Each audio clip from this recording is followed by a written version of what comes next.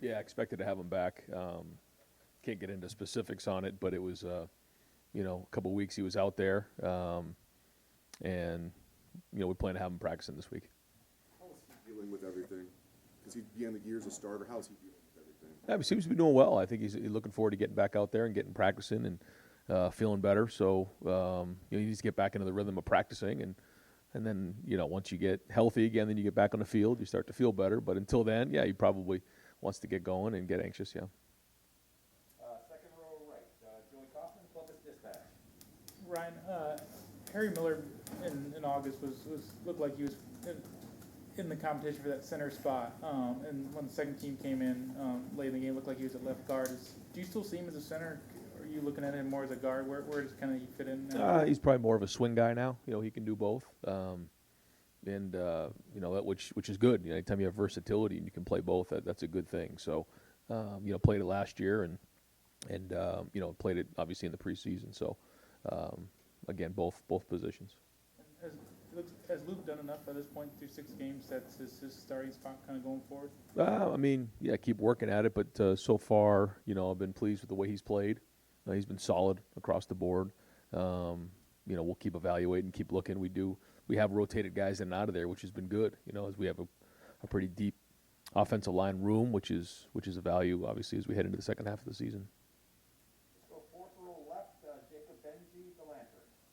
Hey Ryan, I wanted to ask you about special teams and punt returns in particular. Just after seeing Emeka kind of burst on the scene and kick returns, just what goes into the decision to leave Garrett Wilson out there on punts? Because we've seen guys like Ronnie Bell and Dante Demas get hurt on plays like that. So just when you have a guy like Emeka back there, what goes into the decision to leave Garrett out there when he's such a big part of the offense? Yeah, kickoff returns, as you know, and punt returns are very, very different. The punt returns, nowadays they can, they can kind of hold up the punt a little bit and allow in college everyone to get downfield, which is different than in the pros.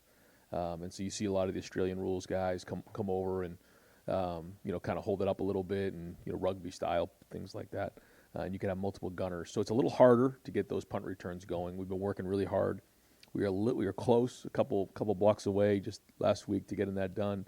And so that part we feel like we're closer than we've been. And he's a reliable guy back there. It's very important to have a guy like that. And when you have somebody back there who you believe in can take it back, that motivates the guys in the entire unit to play and to give them a chance. But in terms of the punt returning, that's a much different deal than a kickoff return. Kickoff return, there's just a lot of momentum on both sides, and so it's one of those things we've looked at really, really hard to decide if last year, as we didn't do that. We tried to take the ball to 25. This year, we're picking and choosing our spots, and we think that it's appropriate.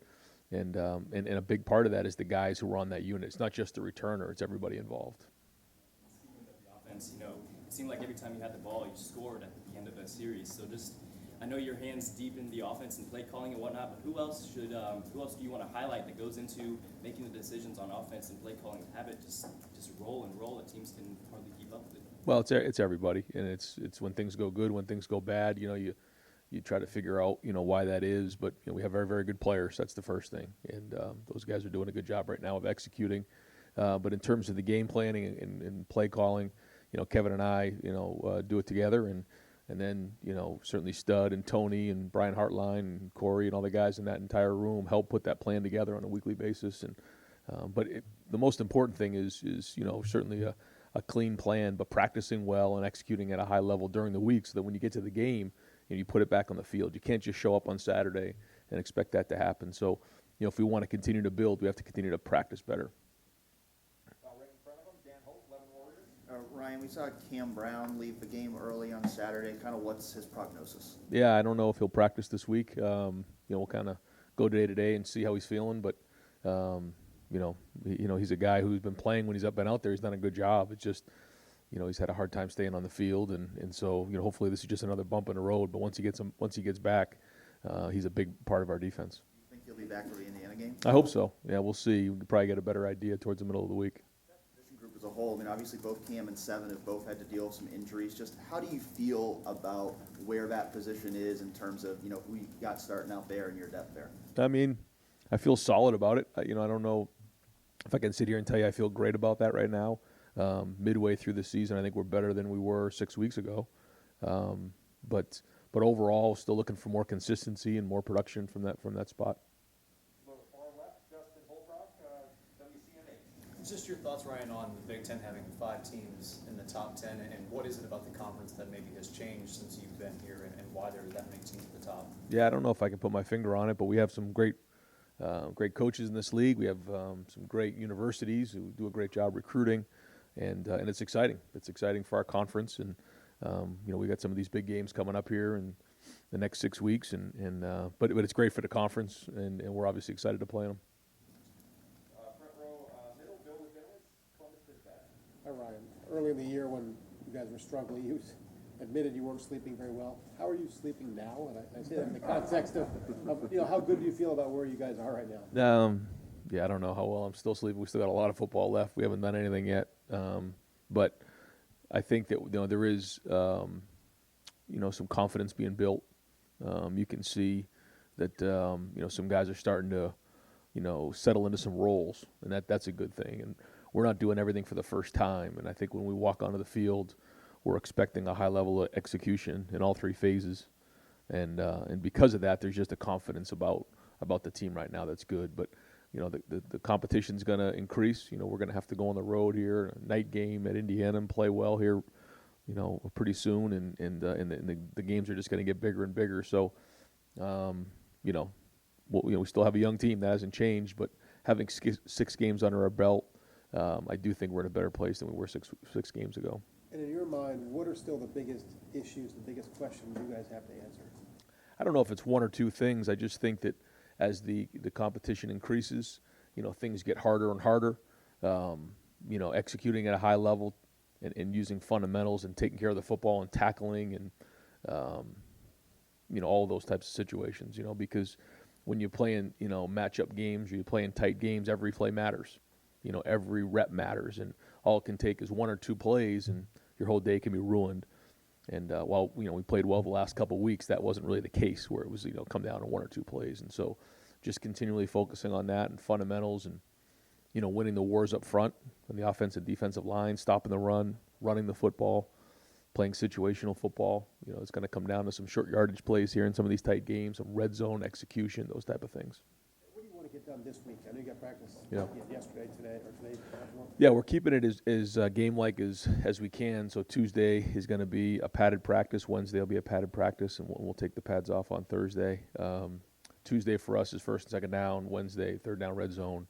And then we try to polish on Thursday. We're going to try to keep that momentum going because I think our guys have gotten to a rhythm with that. We didn't practice on Sunday, and we won't practice on Saturday. And then, so I think obviously we want to get some of those guys some rest and get them off their feet a little bit and recharge for the second half of this run here. But also continue to work on fundamentals, keep the good on good work going this week, and we got to keep getting better. I feel like we've gotten better, but we can't all of a sudden stall during a bye week and take a huge deep breath and not get better. There's things about the bye week you really enjoy. There's other things that you kind of wish you continued on that routine because we have gotten to a rhythm here. But I think it's come at the right time, and a chance to also just look at and reflect on these first 6 games. Where are we at? Look at our personnel, look at our scheme, look at things across the board to make sure that we're in the right place. Heading into these last 6 games. Fourth row left, Mark Snyder, Press Post. Coach, is this a good time to have a bye week? Because people are saying, well, they're so hot right now. Right. And I think Garrett Wilson said, things are going on rails right now. Or is this a great time considering you're at the midway point? Yeah, you could look at it both ways, I guess, and make a case. It doesn't matter because it's here, so we're going to make the best of it. But no, I mean, you could look at it both ways. We're going to use it as an opportunity to again get on fundamentals, get stronger, get better against each other, continue to work on our pad level and execution on all 3 phases, and then also get ourselves some rest so that we can play at a high level when we go to Indiana. With regard to your second and third quarterbacks, do you feel better about that now that 3 weeks of play and you've got more information on them, just in case they are needed even more so down the road? Yeah, I feel better, like you said, because we have more information. We have real snaps that we can go upon. Fourth row middle, Colin Gate, Rival. when you mentioned fundamentals, how important are fundamentals like tackling in terms of forming that defensive identity that you guys are trying to form? Yeah, I think it's huge. You can get caught up in all the scheme of it all, which we have too. We've changed some different things up, but at the end of the day, it's going to be pad level, winning the line of scrimmage, defeating blocks, and tackling, and covering, and understanding the drops in the coverage and zone, and technique and man to man and those type of things. And when you start going against better players, you really have to go back on those fundamentals. And so, great opportunity this week to rebite on those.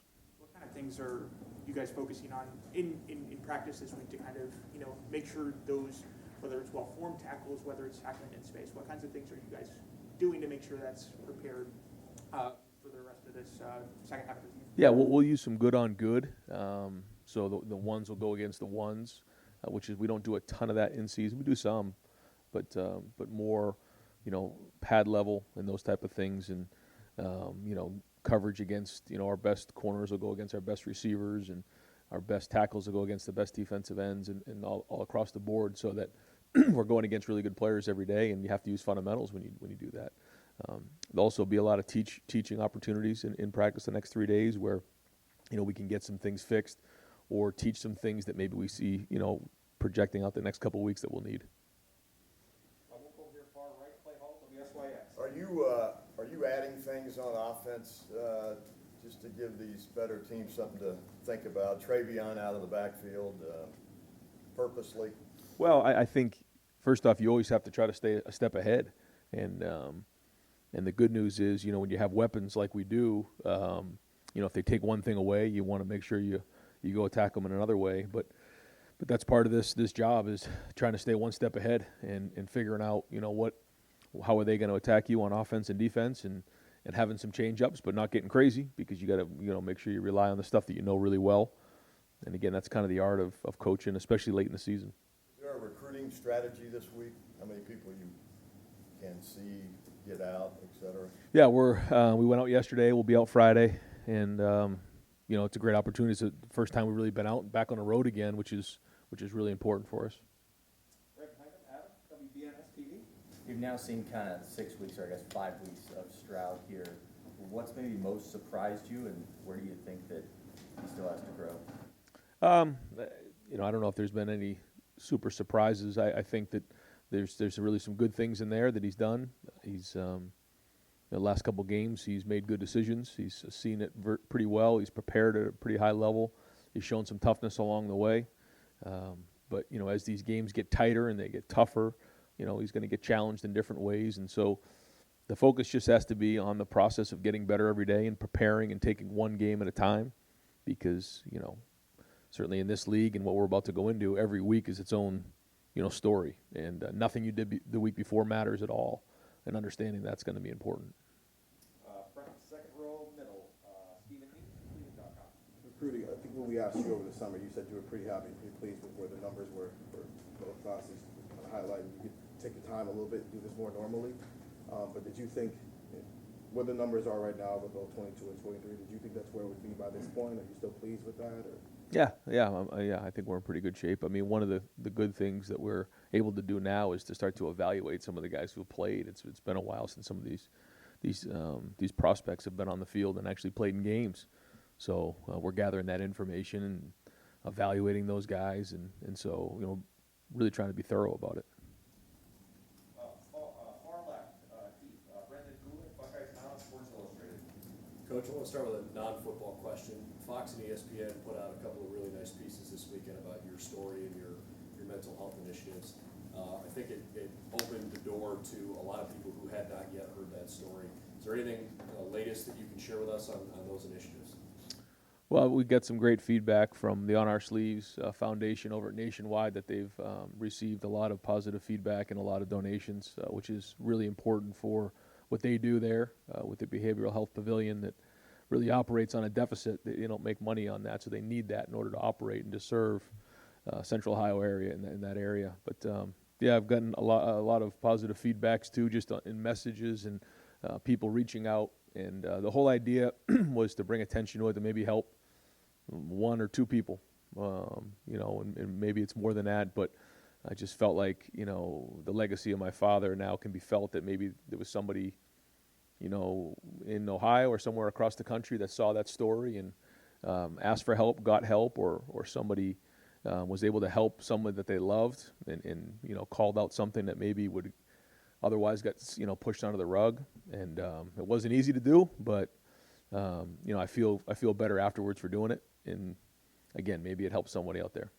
That's encouraging to work with that. A football question on the quarterback side. I want to ask you about just the development of the rest of the room. We've obviously seen CJ really take off. What's the latest that you're seeing in Kyle and Jack and Quinnsborough in particular? No, I think that they're much further along than they were, you know, 6 weeks ago. I know they all want to get more reps, and the more reps they get, they feel that they're making progress. But the good news is they've been in some games, and they've learned that, you know, you don't get a second chance in a game. You know, you kind of get that way in practice. We call it back, let's run the play again. Well, when you're in a game, you either do or you don't, and that's about competitive excellence, and that's part of a quarterback that you got to understand. And the challenge for being, you know, a backup is you don't get as many reps as a starter. And so, you know, those mental reps in the back and preparation that way is important. And you see it across the board, whether it's in college football or the NFL, guys who step into that role. It's a unique situation. You have to prepare properly for those types of situations. Some guys step in and you can just tell they're just not quite ready. And then other guys, they've done a great job of preparing that week, knowing that they may never get in the game. And that's a unique situation that they're learning about. And you never know. You might be right in the middle of it. All it takes is one snap, and you're the guy that we need. So I think they understand that, but it's getting more and more real. Far left, Jared Smalley, WCMA. Ryan, the TV broadcast this week mentioned that DeJuan Jones' jersey is the biggest Nike's ever made. Do you know if that's true? I'm sure it is. Yeah. If it was a bigger one out there, I'd like to see who he looks like. Maybe Shaquille O'Neal or somebody. Just his emergence this season, I think you all have already showed the physical tools that were available to you with him and his attitude and those things that made him a unique talent. But to see it process on the field where he's grading extremely high every week and being a champion and those kind of things, you know, pretty highly regarded across the country for his work this year. Is he maybe one of those top couple of success stories for the first half of the year? I mean, I think he stepped in and played well at times. He's done a good job. He's brought energy. He's done a good job in pass protection. I think the big thing with him is you can see what he's capable of. It's going to be the consistency. And, again, as we start to go against some of these really good defenses that are coming down the tubes here, you know, he's going to get challenged. And the consistency is going to be critically important because he certainly can do it. And you can make a cut up of, you know, if there's, you know, 70 plays in a game, you can make a cut up of 30 or 40 where, man, he's doing a great job. And there's other ones where, you know, he's got to figure out, you know, what he's doing on that play that, you know, he needs to improve on. And that's not unique to him. But one thing I'll say about him is he likes to play. He brings great energy to the games, and you know, he's got a very high ceiling. Second row right, Austin Ward, Letterman Row. Ryan, a month ago, we're in here, you know, talking about the hard conversations you want to have with the defensive staff, and you've seen more pressure from the line, linebackers playing better, secondary across the board. It probably wasn't easy, but have you got the results from that defensive staff that you wanted? I mean, we'll see. It's still very early in the process, but I think that the overall chemistry, the confidence, and really so far the results have been you know, trending in the right direction. Again, we got some bigger challenges coming here, but as I sit here, I think we're in a different place than we were back then. You seem, I don't know, maybe emotional a little bit about it with Kerry getting the game ball on Saturday. Why was that? And this probably could have gone a lot of different ways other than the way it is with him. How's that all worked out behind closed doors? Yeah, anytime you go through a loss like that and you have to kind of recalibrate some things and restructure things, it's tough. And, you know, I've said it publicly already that I just got a lot of respect for the way that whole defensive staff has handled this last month, but in particular Kerry. And because of that, they've all gelled together with one voice. They've come together, and that defense is coming together. And that doesn't just happen. You know, it takes special people who understand what this place is and what Ohio State means. And you don't act that selflessly without really loving Ohio State. And and loving Buckeye Nation and these kids. And so when you see something like that, you got to call it out for what it is. And I think it's a great lesson for all of our players. Third row right, Tony Bergman, Buckeye Scoop.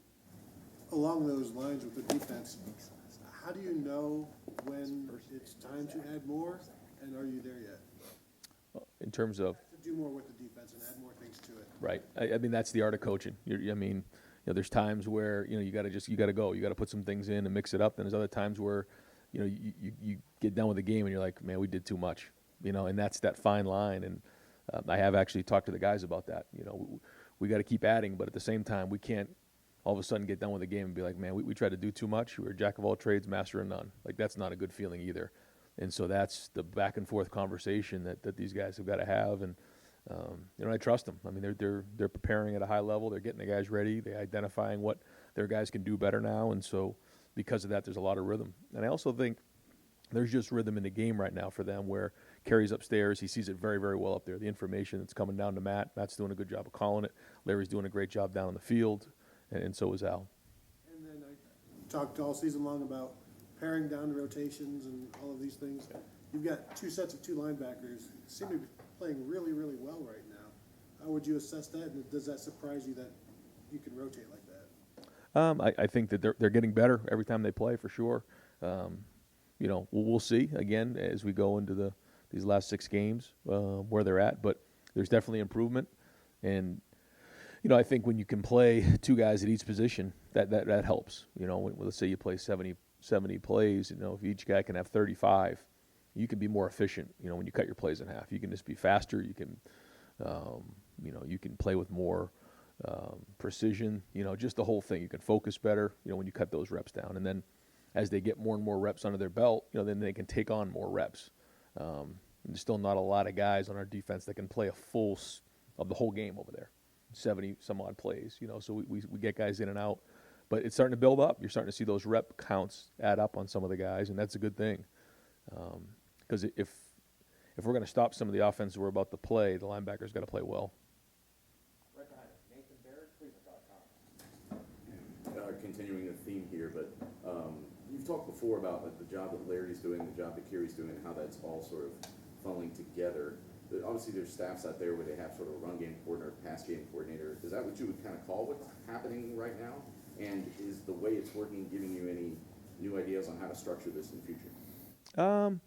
I don't think that we have, really the run game, pass game, but certainly Larry and Al have, a lot of conversations about the run game and how to stop the run, and certainly how to get after the quarterback. And Matt and Kerry, do a great job in the back end in terms of, understanding the coverages, and then they're all getting in there together and putting it all together that way. And I think that's important. And I also think they're doing a better job of meeting together as a group, the entire defense, so that it's heard from one voice.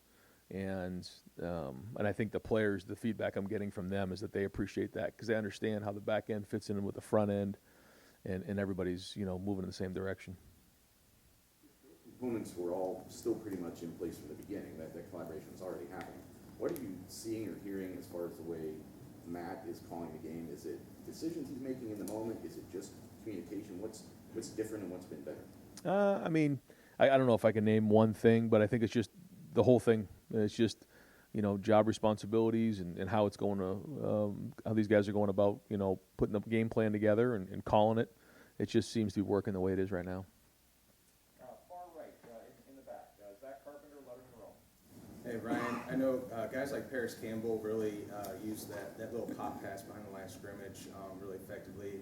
And we saw a little bit against Akron, against Rutgers, and then even a little bit as sort of a decoy in the Maryland game with Gross Olave going in motion. Just what sort of extra dynamic does that bring to your offense, and is that something that you kind of want to start implementing more?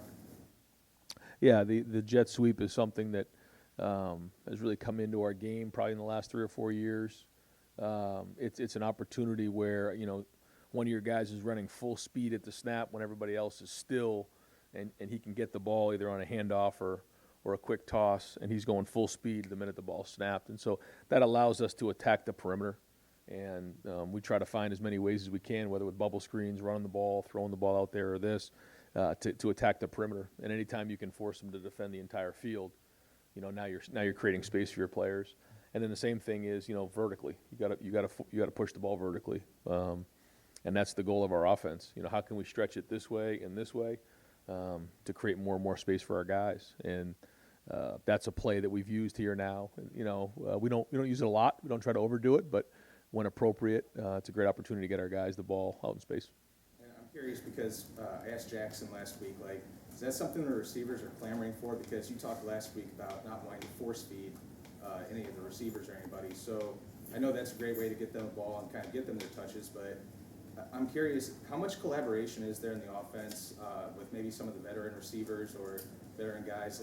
Do you talk to them what plays do you like, what are you comfortable with, routes and stuff like that? We put the game plan together, and then during the week we talk it through with them, and there's certain plays that they really love. Usually it's the ones down the field or where they're touching it, and then there's other ones that just don't fit. And you try to get.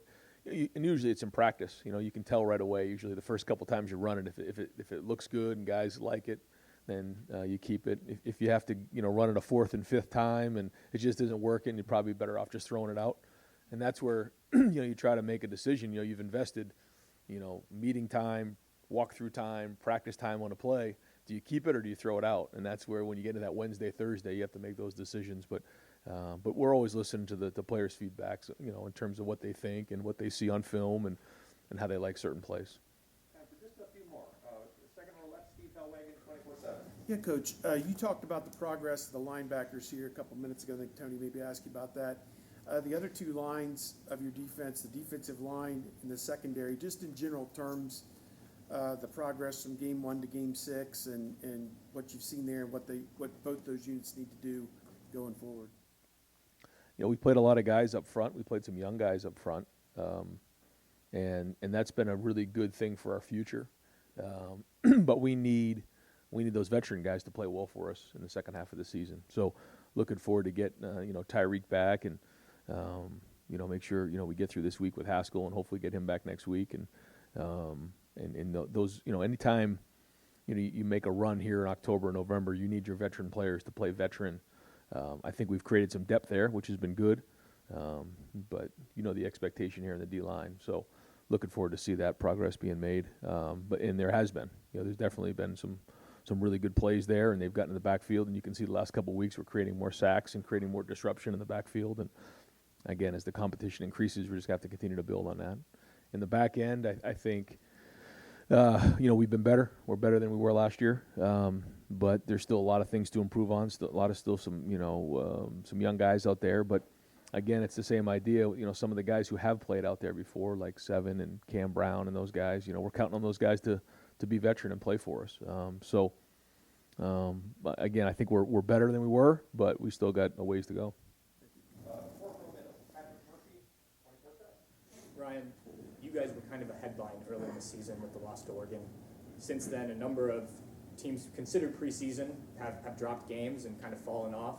And some teams that are now being talked about weren't being talked about preseason. And keeping in mind that I know you're focused on your team, but it's an off week, just your perception of kind of college football this year, and maybe there isn't that one elite or two or three elite teams that are going to run through the season, and just kind of what you've seen from the season as you've been able to look around. Yeah, I mean, it's been a unique year so far.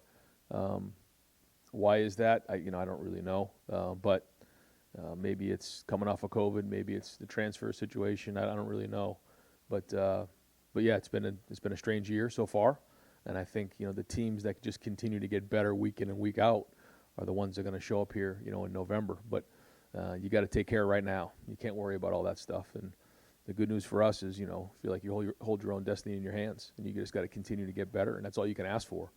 And so, not something that we were talking about, 4 weeks ago, but you're starting to see it a little bit now, and I think the guys are starting to believe. But we got to go out and play really good against Indiana next week, and get that win and keep building from there.